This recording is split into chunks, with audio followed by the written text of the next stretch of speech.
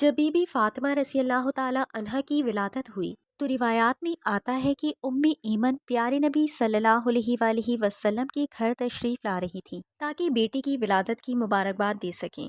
راستے میں آپ کو ایک عورت ملی جس کا نام سلیمہ خزایا تھا۔ پوچھنے لگی، اے ایمن، تم اتنی تیزی کے ساتھ کہاں جا رہی ہو؟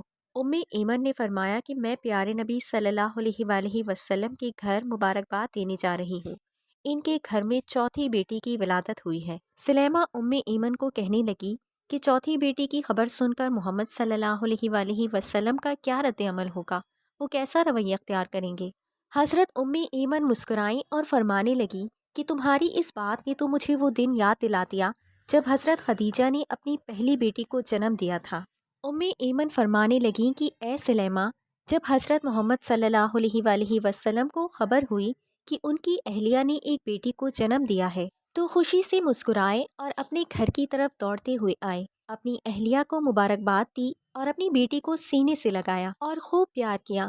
پھر حضرت محمد صلی اللہ علیہ وآلہ وسلم نے قربانی کے جانوروں کو ذبح کر کے خوب اچھا خاصا دسترخوان لگایا اور غریبوں کو کھلایا۔ میں یہ دیکھ کر حیران رہ گئی، اور حضرت محمد صلی اللہ علیہ وآلہ وسلم نے اپنی دوسری دونوں بیٹیوں کی بار بھی ایسا ہی کیا تھا۔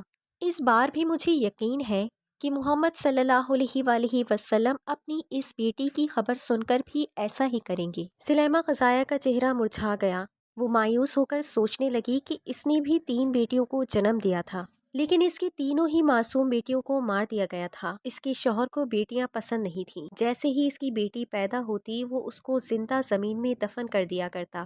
اس کا دل اتنا سخت تھا کہ وہ اپنی روتی چیختی بیٹیوں کو زندہ زمین میں دفن کر دیا کرتا تھا۔ اور یہ واقعہ صرف سلیمہ خزایا کے ساتھ ہی نہیں تھا، عرب کے بڑے بڑے لوگوں کے ساتھ بھی یہی تھا۔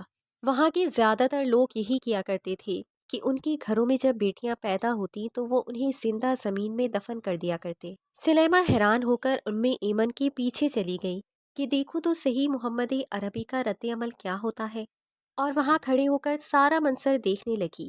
سلیمہ کیا دیکھتی ہے کہ اللہ کے پیارے نبی کا چہرہ خوشی سے کھلا ہوا ہے۔ ہمارے پیارے نبی سرکار دو عالم اپنی بیٹی کو گود میں لے کر چوم رہے ہیں اور اپنی اہلیہ کو مبارکباد دے رہے ہیں اور خوشی سے مسکرائے جا رہے ہیں۔ سلیمہ اٹھی اور جا کر پیارے نبی کے قدموں میں گر پڑی اور روتے ہوئے فرمانے لگی کہ آپ کا دین سچا ہے، آپ سچے ہیں، مجھے بھی کلمہ پڑھا دیجیے۔ اس کے بعد سلیمہ خزایا نے بھی کلمہ پڑھا اور وہیں پر مسلمان ہو گئی۔